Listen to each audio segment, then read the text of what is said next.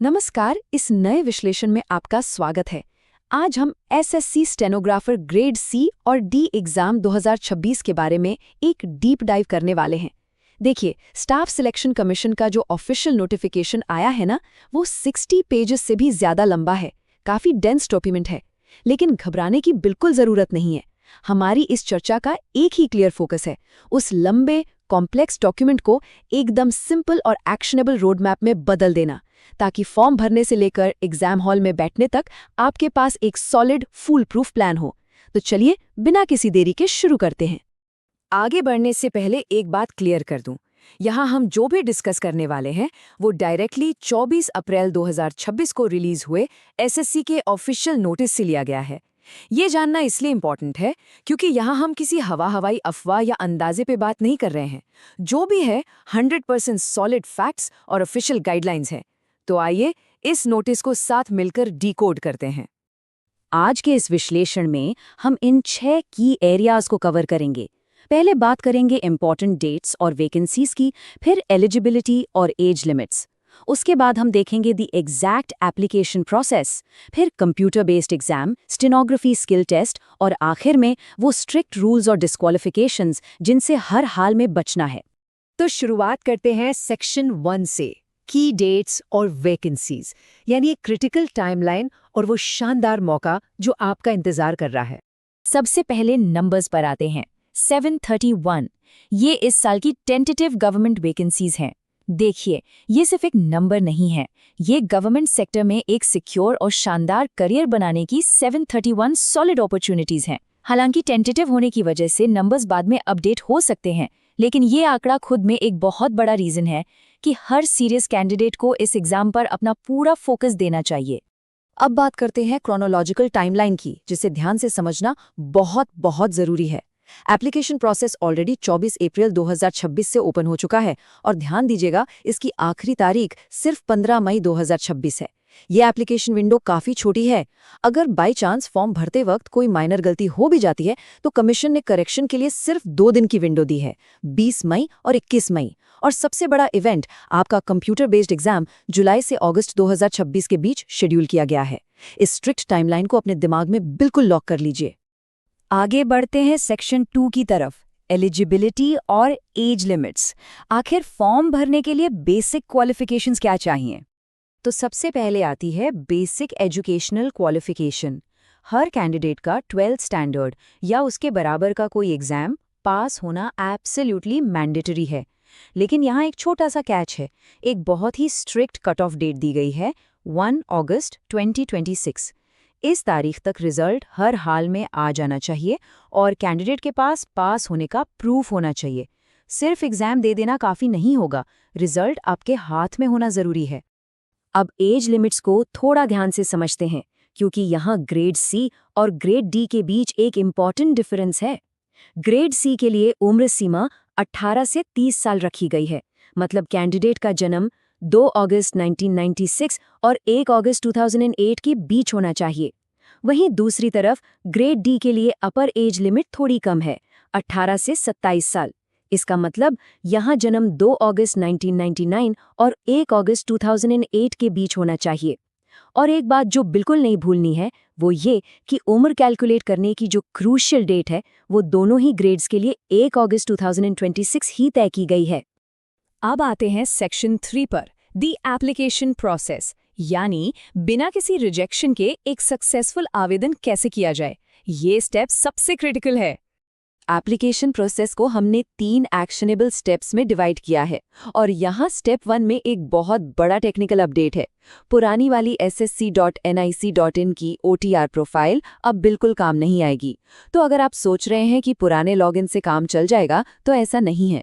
हर एक कैंडिडेट को अब नई वेबसाइट ssc.gov.in पर जाकर एक नया वन टाइम रजिस्ट्रेशन यानी OTR कंप्लीट करना ही होगा। स्टेप 2 में अब लाइव फोटोग्राफ कैप्चर करनी होगी और स्टेप 3 में एक स्कैन्ड सिग्नेचर अपलोड करना होगा।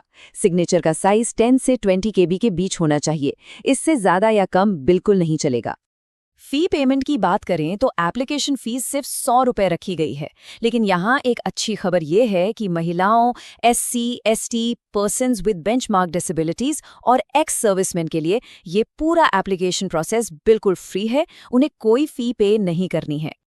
अब जरा इस नए लाइव फोटोग्राफ वाले रूल को समझते हैं। ये एक लिटरल गेम चेंजर है। कमीशन ने इसके लिए बहुत स्ट्रिक्ट रूल्स बनाए हैं। कैंडिडेट को एक ऐसी जगह बैठना होगा जहां लाइट बहुत अच्छी हो, कैमरा बिल्कुल आंखों के लेवल पर होना चाहिए और नज़र एकदम सामने लेंस पर होनी चाहिए। और सबसे बड़ा रूल सुनिए, चेहरे पर कोई कैप, मास्क या चश्मा नहीं होना चाहिए। यहाँ तक कि नॉर्मल रीडिंग ग्लासेस भी उतारने होंगे और पूरा चेहरा कैमरा फ्रेम के बिल्कुल अंदर आना चाहिए। अगर किसी ने अपनी पुरानी स्कैन की हुई फोटो डालने की कोशिश की या चश्मा पहन के फोटो ली तो फॉर्म सीधे रिजेक्ट हो जाएगा, नो क्वेश्चंस आस्क्ड। तो अब एक बड़ा सवाल ये उठता है, इन सारी कंडीशंस को ध्यान में रखते हुए अगर एक कैंडिडेट एक फ्लॉलेस एप्लीकेशन सक्सेसफुली सबमिट कर देता है तो अगला चैलेंज क्या होगा? तो चलिए टेस्टिंग फेज को थोड़ा करीब से देखते हैं। बढ़ते हैं सेक्शन 4 की तरफ, computer based examination. Tier 1 exam scheme को डिटेल में डिकोड करते हैं। ये कंप्यूटर बेस्ड एग्जाम पूरे 2 घंटे का होगा और इसमें 3 मेन सब्जेक्ट्स हैं। जनरल इंटेलिजेंस और रीजनिंग में 50 सवाल होंगे 50 मार्क्स के लिए। जनरल अवेयरनेस में भी 50 सवाल 50 मार्क्स के। लेकिन ध्यान दीजिए, जहां असली गेम डिसाइड होगा वो है इंग्लिश लैंग्वेज एंड कॉम्प्रहेंशन। यहां अकेले 100 क्वेश्चंस हैं और पूरे 100 मार्क्स दिए गए हैं। इस स्ट्रक्चर को देखकर एकदम क्लियर हो जाता है कि इस एग्जाम में इंग्लिश पर सबसे हेवी एम्फेसिस रखा गया है। एक और बात, नेगेटिव मार्किंग पेनल्टी को किसी भी हाल में भूलना नहीं है। एग्जाम में अंधाधुंध तुक्के लगाना बहुत महंगा पड़ सकता है। हर एक गलत जवाब पर आपके स्कोर से 0.25 मार्क्स काट लिए जाएंगे। मैथमेटिकली देखें तो 4 गलत जवाब और आपका एक पूरा मार्क गायब। इसलिए स्पीड के साथ साथ एक्यूरेसी बनाए रखना इस एग्जाम की सबसे बड़ी की है। अब बात करते हैं सेक्शन 5 की, द स्टेनोग्राफी स्किल टेस्ट। ये एग्जाम का अल्टीमेट टेक्निकल हर्डल है जो क्वालिफाई करना जरूरी है। कंप्यूटर बेस्ड एग्जाम क्लियर करने के बाद ये प्रैक्टिकल टेस्ट होगा और यहाँ दोनों ग्रेड्स के लिए डिक्टेशन स्पीड की रिक्वायरमेंट्स अलग-अलग हैं। ग्रेड सी के कैंडिडेट्स को 10 मिनट तक डिक्टेशन लिखना होगा और स्पीड होनी चाहिए पूरे 100 वर्ड्स पर मिनट। सोचिए, ये काफ़ी तेज़ है। वहीं ग्रेड डी के लिए रिक्वायरमेंट थोड़ी कम रखी गई है। यहाँ सेम 10 मिनट्स के डिक्टेशन के लिए स्पीड 80 वर्ड्स पर मिनट होनी चाहिए। सिर्फ डिक्टेशन लेना ही काफ़ी नहीं है, उस शॉर्टहैंड को बाद में कंप्यूटर पर ट्रांसक्राइब यानी टाइप भी करना होता है। और यहाँ ट्रांसक्रिप्शन टाइम लिमिट्स लैंग्वेज और ग्रेड दोनों के हिसाब से बदल जाते हैं। ग्रेड डी में इंग्लिश के लिए 50 मिनट और हिंदी के लिए 65 मिनट मिलते हैं। लेकिन ग्रेड सी में आते ही टाइम और ज़्यादा टाइट हो जाता है। वहाँ इंग्लिश के लिए सिर्फ 40 मिनट और हिंदी के लिए 55 मिनट ही दिए जाएंगे। यानी स्किल के साथ साथ टाइम मैनेजमेंट यहाँ सबसे बड़ा फैक्टर बन जाता है। और अब हम आ गए हैं अपने आखिरी और सबसे इंपॉर्टेंट हिस्से पर, सेक्शन 6 स्ट्रिक्ट रूल्स एंड डिस्क्वालिफिकेशंस। परीक्षा की इंटेग्रिटी को मेंटेन रखने के लिए कमीशन ने क्या कदम उठाए हैं? देखिए, एग्जाम वेन्यू पर एंटर होने के लिए वैलिड ओरिजिनल फोटो आईडीज दिखाना मैंडेटरी है, जैसे Aadhaar card, voter ID, driving licence या पैन कार्ड। लेकिन यहाँ एक सबसे बड़ा कैच है जो कई कैंडिडेट्स मिस कर जाते हैं। इन आईडीज पर कैंडिडेट की डेट ऑफ बर्थ पूरी तरह से और बिल्कुल सही प्रिंट होनी चाहिए।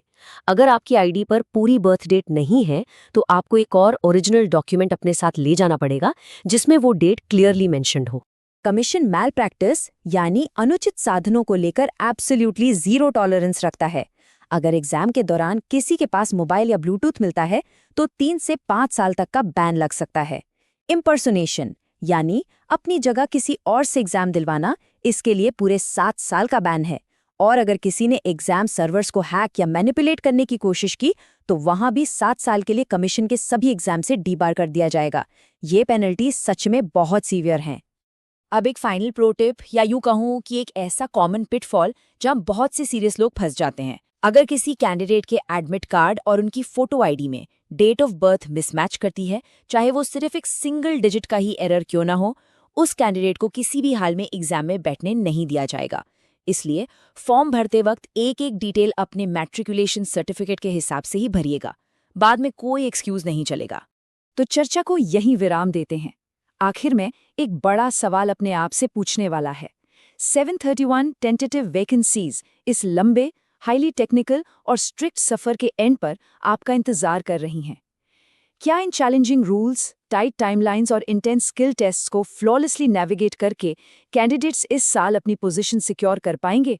मुझे पूरी उम्मीद है कि इस विश्लेषण से आपको काफ़ी क्लैरिटी मिली होगी और आपका रास्ता थोड़ा और आसान होगा। एप्लीकेशन जल्दी भरिए, बेसिक मिस्टेक्स अवॉइड कीजिए और अपनी तैयारी एकदम मजबूत रखिए।